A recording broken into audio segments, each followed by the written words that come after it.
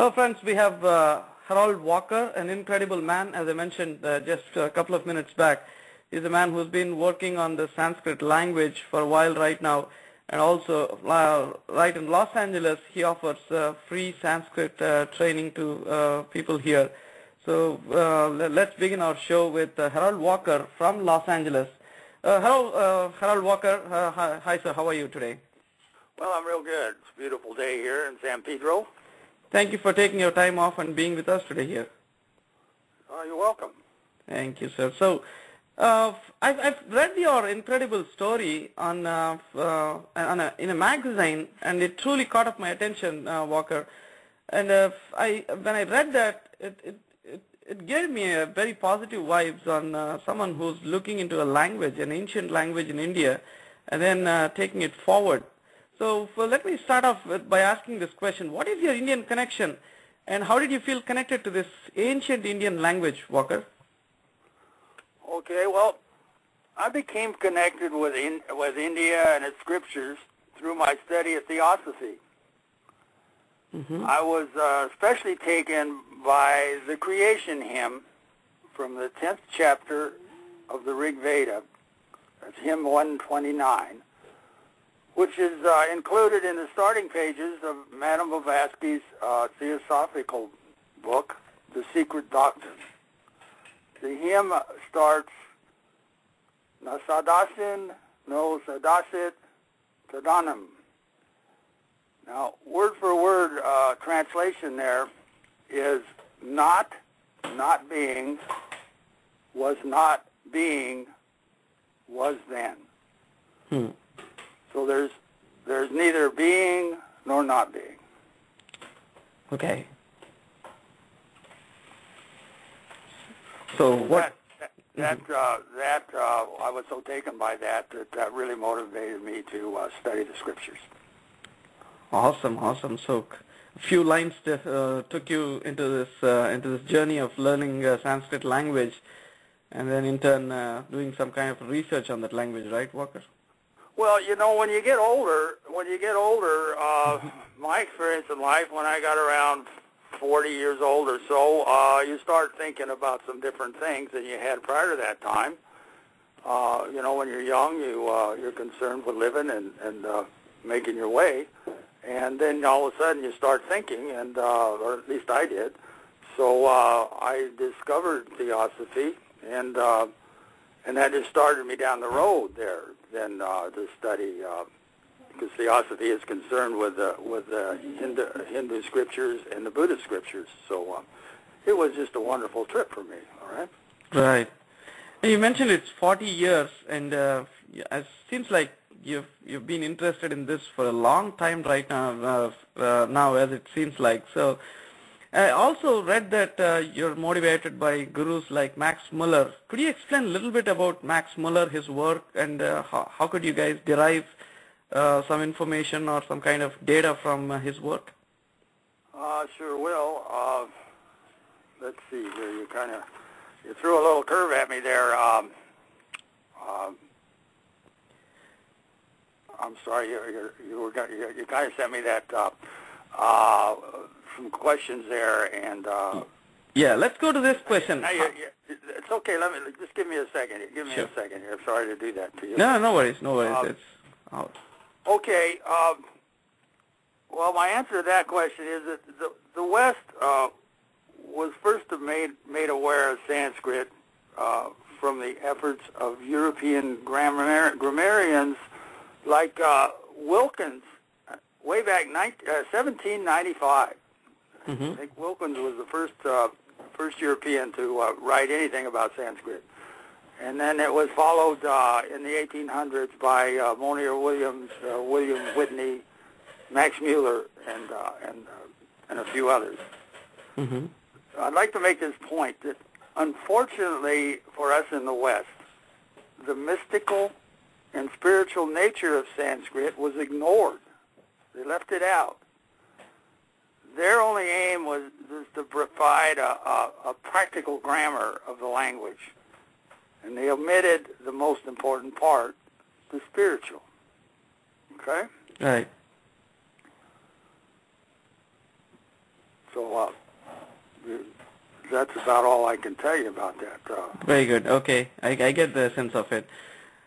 So, Walker, it's hard for a person in Western world to get into the depth and breadth of a language that's not even used much in our daily conversations in India. Tell us how tough it was to learn this language. Well, first I want to say, you can't say I haven't learned the language. I've learned a lot about the language. Okay. Sanskrit is such a monster language. There's nobody. I don't think there's anybody ever. At least recently, has mastered the language. There's a lot of specialists in different areas of the language. But as I say, I have learned a lot about it, and it hasn't been difficult for me at all because I really enjoy it. I enjoy everything I learn, every little bit I learn, every class, everything I read. I just enjoy. So, and then of course the philosophical rewards for me are really profound. Okay. Got it. Yep.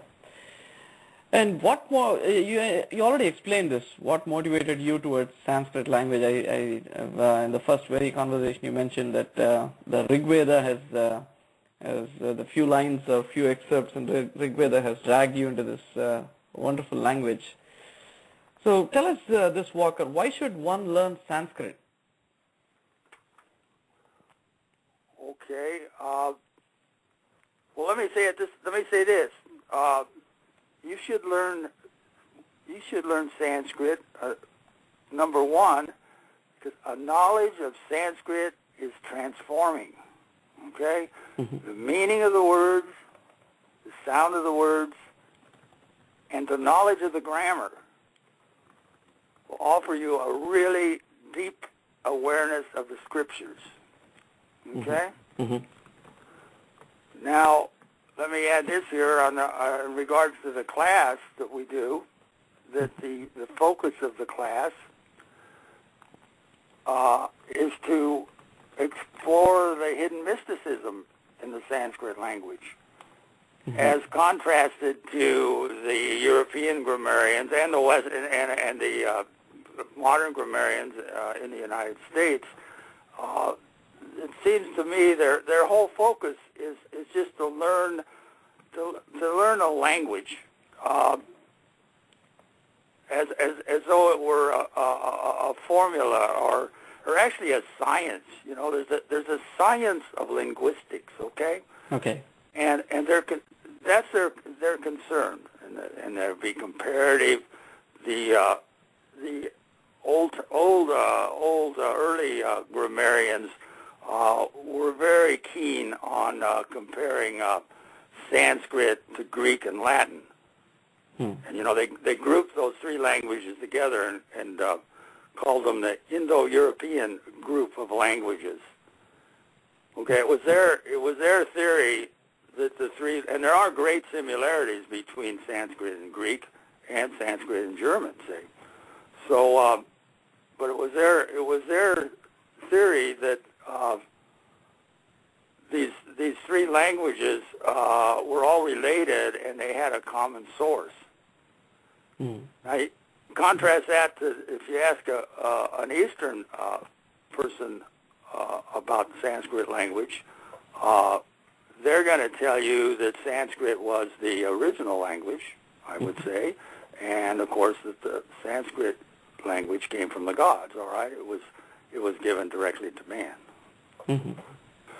The other things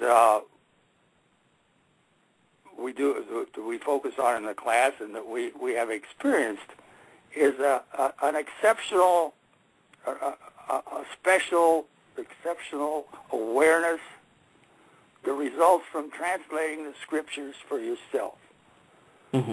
If you don't know Sanskrit, if you don't know, and by the way, it doesn't take an awful long time. There are so many tools available on the net now to get yourself in a position where you can do some basic translations. And if you can't do that, then you're at the mercy of a translator. Okay. And you'll find out that if you look into any particular scripture, that there are different translations. So you're kind of left, well, I like this one or I like that one. But if you do it yourself, it's a completely different situation. And then lastly, we don't do this an awful lot, but we do it some, is we listen and recite hymns and mantras. And this is for the, again, you get this special realization. And as one of my students, one of my Hindu students put it, you get a cleansing of the mind. I was very taken by that. Just reciting Sanskrit. You don't even have to understand the words. Just the reciting of the words cleanses the mind. Oh. Okay? Wow. Reciting Sanskrit itself cleanses the mind. Yeah, I think that's wonderful. He told me that the other day. I thought that's awesome. He's a new student that actually I ran some ads in that India Journal that you read the article on. Right. And we did pick up so far 2 new students, older gentlemen from India. Okay. Oh, very nice. Very good. So you mentioned about grammarians, right? If I'm spelling it or really telling it right. You mentioned about grammarians. How does the Western grammarians differ from other grammarians out there, Walker? Well, the Western. I guess you're asking me how a Western grammarian differs from an Eastern grammarian. Right. And I'm sorry, I can't really tell you that. Being from the West and speaking English, I'm at the mercy of the Western grammarian. I'm at the mercy of anything written it has to be written in English. That's true. I'm looking forward to, hopefully as the time goes on, some of our students get more advanced, especially the ones from India can read some of there are grammars in say, like Hindi, and most of the gentlemen speak Hindi. So if you could read Hindi, then you could get the Eastern point of view. Now let me say this, because I kind of contradict myself here. The great Eastern grammarian is Panini. Panini laid out a grammar. It was, I don't like to cite exact dates, but in the area, I guess, of 600 years BC. Okay. And his grammar is just an astonishing work. Nobody ever wrote another grammar after him. From that time on, we have interpretations and translations of his grammar. And I recently got a translation by Vasu of Panini's grammar, which we're starting to translate in the class. Okay. Now, Panini's grammar is written in sutras, all right? 4,000 sutras. And we can't spend much time on it, but I do want to impress on you, it is just, it is a mind-boggling work. Okay. And I believe it was written, it was created before there was writing. Okay, so this is all done by memory, and it's astonishing the memory capacity that the ancient Hindus had. Okay. So does that answer your question? All right. Yes, that answers my question. We have a listener here who's mentioning on our website, Lincoln, his name is Lincoln, is asking, does Walker know anything about the Eastern language called Kokborok? Because we just finished a show with Eastern languages, and they speak Kokborok in a state called Tripura. I don't know how much you are aware of, Walker, but he's asking, Does Walker know anything about Kokborok, and if at all, what are the similarities between Kokborok and Sanskrit? Any ideas?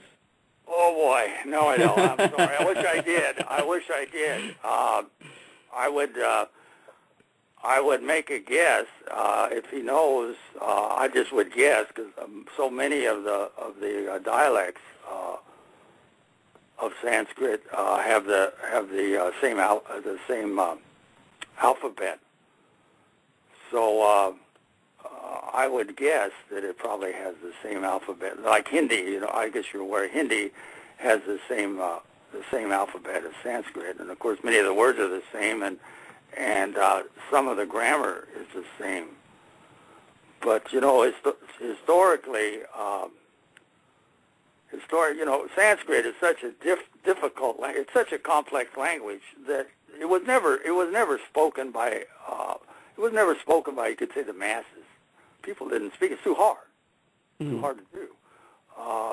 The people that used it, the Brahmins used it for religious purposes, and you could say the doctors and the lawyers used it for their practices.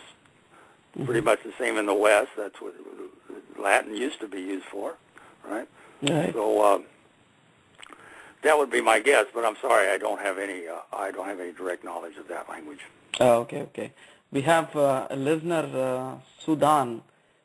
He's been suggesting, I don't know, you'll have to really gauge this. The suggestion here is the easiest and the most suitable script for writing, understanding, and development of course, Kokborok language that we spoke just now is Roman script, now used in English. So he's saying every effort should be made from different corners of the world to make it come true. So he's asking, can you guys put in a suggestion to Walker about this? Okay, I put it on to you, Walker, but that's his suggestion. Okay, now what was the last part you said? I didn't understand. So he's saying that the easiest and the most suitable script for writing, understanding, and development of Kokborok language is Roman script, so now used in English. So he's saying every effort should be made from different corners of the world to make it come true. That's what he says here. Make it come true. I don't understand what he's saying. Maybe he's mentioning about connection between Kokborok and Sanskrit. He's saying that Roman script would be helpful in doing that. I don't know. Maybe or is he saying? Okay. Does he want? Is the script? I can't believe. It'd be hard to believe that the language is used in Roman script. It must be used in. Perhaps it could be Devanagari, or its own script. Could have its own script, and then it would be transliterated into Roman for the West, where people that wanted to write a commentary, say, in English, and then they would transliterate the alphabet of that language into Roman script. Okay, I mean that's what we do. That's what we have to do with the Sanskrit, is transliterate it into Roman, and then we can pronounce it and use it. Does that answer the question? Or? Yes. I think we touched upon it. And you mentioned Devanagari is the origin, right, Walker? Is that what you mentioned? Devanagari. Well, that's the most popular script. There's many scripts for Sanskrit. The accepted one, and the one that has been accepted for hundreds of years, is Devanagari. Okay. And I could say, it also not only did the is Sanskrit language given directly to man from the gods. Devanagari, the script, was also supposedly given to man, and that it is the most efficient way to express the sounds. Okay. Remember, language starts with just sounds, right? Sound. Yes. And later we assign symbols or script to the sounds. Okay. Right.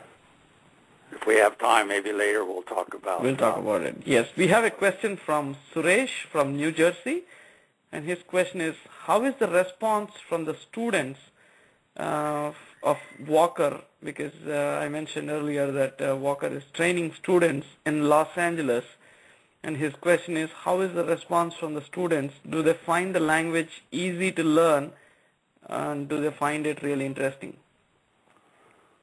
Okay, well, sadly, I would say majority of the people that have started the class have dropped out. It is just too difficult. You know, when we first started the class, I think we had 20 people. Everybody thought, oh boy, this would be great, I'll learn Sanskrit. But after a couple, 3 lessons, they realized that it was very difficult, and they just didn't have the interest. Now, we do have students, so it really, the way I see it, and the way it is for me, some people are just drawn to the language, and probably for philosophical reasons, they want to learn. The students that are our regular students now are just enthralled, I could say, by being able to, just in the least bit, translate a scripture or a line, or even a couple of words, If we get time later, I'll talk about some we've worked on just recently, are the first 2 words of the Bhagavad Gita, Dharma Kshetre. Amazing, just to translate those for yourselves, the gratification and enjoyment you get from that. Okay? Okay. And we have one other listener, Srihari, here from Los Angeles. You mentioned about Bhagavad Gita. He's asking, can Walker tell a hymn or a poem in Sanskrit? No. No, don't ask me that. No. Come to class, and we will recite some. No, I'm afraid. My focus. Well, first thing, I guess I whine a little bit. I'm old. I'm 77 years old. I know. So your memory's not all that great. That's true. And I never did have an aptitude for really remembering words.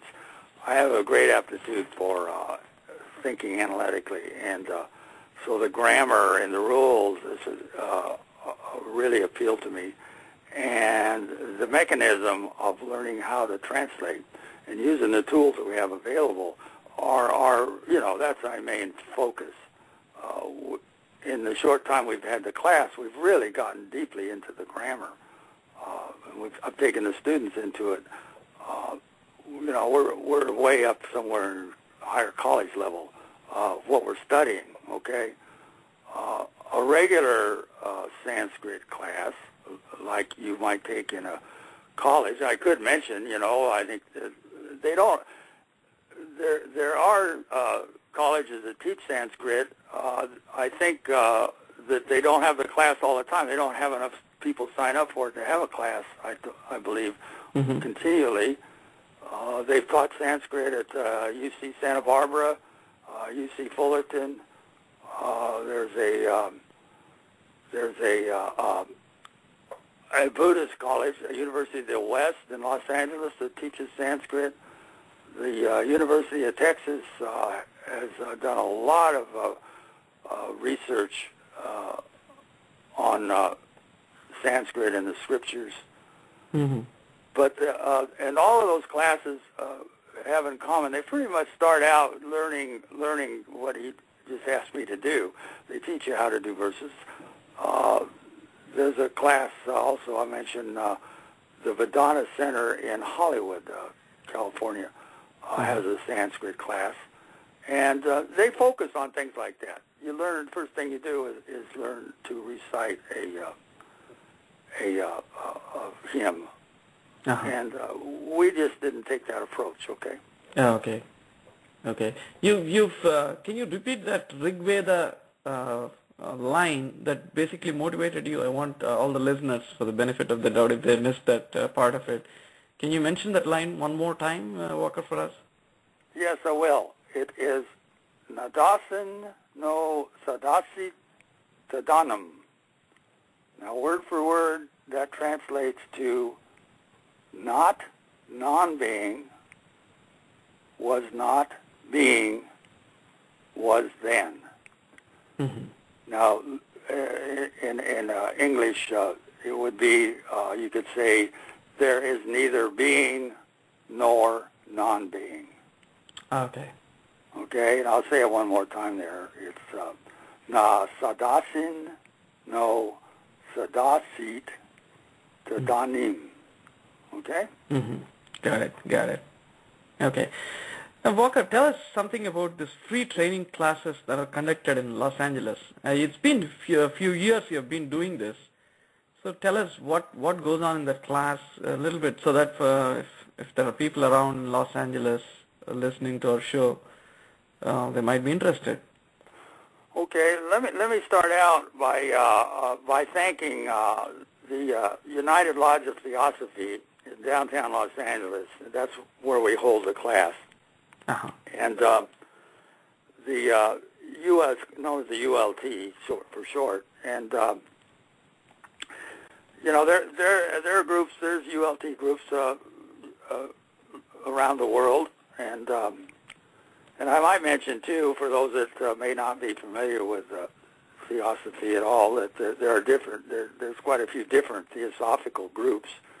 The main oldest group is the International Theosophical Organization, and that's in Adyar, India. Okay, so the ULT group is really unique. There's no dues, there's no membership, there's no officers. So let me give you their website in case anybody'd like to look into that. Their website is ULT/LA.org.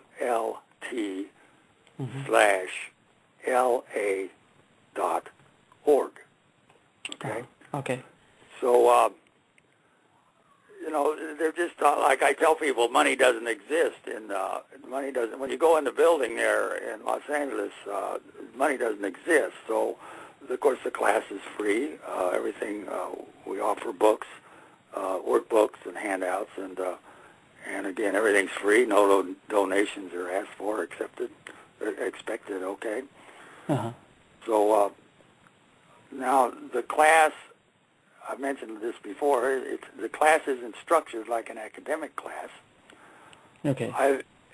This is difficult to do, but it seems to be working all right. I have to accommodate beginners and advanced students, but that seems to work out all right because we're studying the grammar, so you can pretty much go in anywhere. You don't have the complete picture, but you learn pieces of the advanced grammar. And whenever I always make a point, whenever I'm going to explain something, I start out with the basic idea, and so it's kind of a review. So now the review works for the beginner people, and it helps the advanced student reinforce what he knows. So we start out with a review, and then you get into the new thing that you might. Okay. You might be talking about. Got it. I just got a note here. I think I might have mentioned the website incorrectly. Let me say it. I got it. ULT hyphen dash, I'm sorry, LA dash. I think it's, yes, dash. I might have said slash. I'm sorry. ULT-LA.org. Right. Yeah. Yeah, I get it, and I see the website right now. It's in front of me. Yeah. Well, you can see the picture there of the building. Yes, I see the picture there. It's a great old building, built in 1927, I believe. 1927. Oh, go. I might mention they've had continuous Bhagavad Gita class there since that time. Every year. I see the current program. I see the current programs, and I definitely see Bhagavad Gita class going on at 1 o'clock. Yeah. On Wednesdays. Yeah. Good to note. Yep. So moving forward, excellent piece of information, Walker. And I was trying to understand how many students did you train till date, and what is this? How many students in total? Well, I would say somewhere between 40 or 50. We've handed out that many. When a student comes to class, we furnish them with a notebook. I usually wait till they come a couple times and then give them a notebook. And so I think I've passed out 40 or 50 of those. And yeah, as you might know, it's not the people aren't beating down the door to learn Sanskrit around here. Okay. Right, I know. And great language. And what's your message to the listeners who are keen on learning Sanskrit, Walker? Well, it'd probably be I think the first thing I'd say was if there are younger people out there to start early. Let's see here. You know what I'm going to do? I hear a beeping sound. I'm going to. Are you on the line now? All right. Yeah. Just go ahead and then pick that. Yeah, I hear a beeping sound. I think we've got brand new phones here, but I think maybe that battery was going down. Okay. Yeah, you need to start when you're young, and that is a problem, like we talked about earlier. When you're really young, you're just not interested. But it's such an immense undertaking. It would be good if you could start early. And then, of course, the focus is the spirituality. So it's really a philosophical endeavor, okay? Okay. And what will happen, I would like to say this, what will happen, and has happened to me and everyone in our class, is that you end up in very interesting philosophical destinations.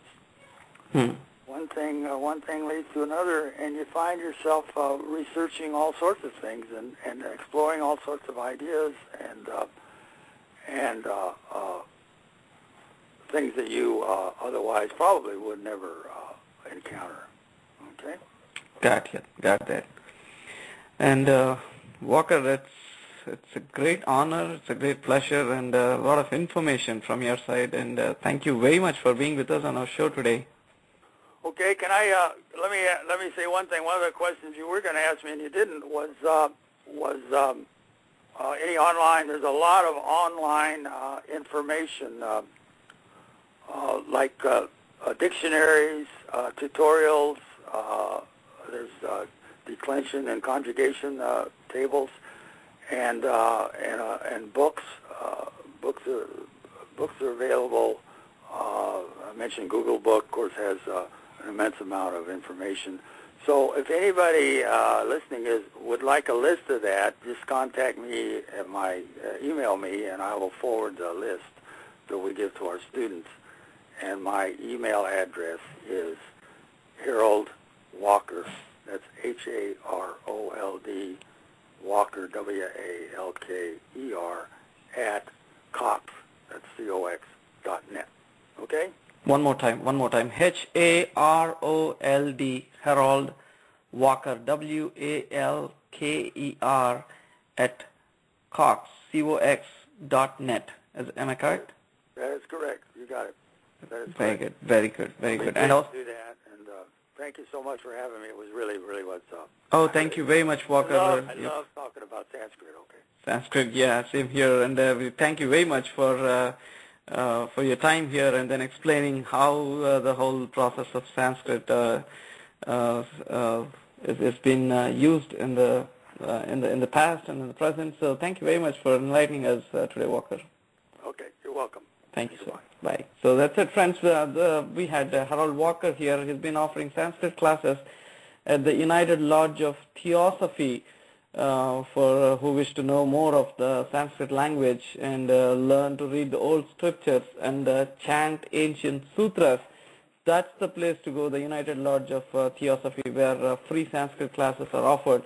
And the classes are conducted by Haral Walker, who has learned the language through self-study and under the tutelage of David and Nancy Riegle, who has researched the language for almost 4 decades. So I'm sure you're going to get good insights about this language. So as in the show, Walker pointed out that ancient Rishis taught the correct pronunciation of a knowledge of the grammar of Sanskrit, and it's essential for understanding and obtaining the full benefit of this ancient scriptures and mantras. We thank Walker for really spending time with us today and explaining a little bit about Sanskrit language, and I hope a lot of our listeners around would get some insights and be curious to learn more about this. So as Walker has mentioned, his email address is haroldwalker@cox.net, Harold, HAROLDWALKER@cox.net. So you can also type Harold Walker Sanskrit on Google, and I'm able to get more information about Harold Walker. So please do go ahead and then type for Harold Walker Sanskrit language, and you get more information. So thank you very much, friends, for being with us today. Do tune in to NRISamay.com every week, Saturday and Sunday. As you know that we have in the United States have this daylight savings, so we'll start up these shows at 8 a.m. Pacific time, and it would be 11 a.m. Eastern time. So going forward, all our shows will start at 8 a.m. because of this new daylight savings. So the Indian time will be the same. It is 9:30 p.m. Indian Standard Time. So do tune in every week for wonderful and incredible shows with great people coming in every week. So thank you very much again, and listen to this wonderful music. Thanks. Bye.